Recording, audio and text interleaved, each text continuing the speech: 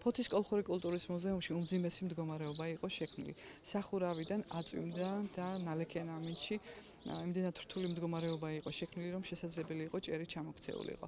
ჩვენ ამ პრობლემის მოსაგვარებლად მიმართეთ ადგილობრივ ხელისუფლებას, რომელმაც უსწრაფესი რეაგირება მოახდინა ამ პროცესების მიმართ, გამოყო თანხა და ელექტრონულ ტენდერში გამოავლინა გამარჯვებული. უკვე 10 დღეა მიმდინარეობს შენობის რეკონსტრუქცია, აღდგენითი სამუშაოები, შენობის სამუშაო ხარისხები ამ ეტაპზე კონტროლდება არქიტექტურისა და ზედამხედველობის სამსახურის მიერ და აი ამ სახურავის გადახურვის პროცესს შემდეგ მოყვება ჭერის რეკონსტრუქციის პროცესი, რომელიც საშუალებას მოგცემს ამ სამუზეუმო სივრცეში უკეთესი პირობები შექმნათ და უფრო წინ წავიყვანოთ სამუზეუმო ცხოვრება.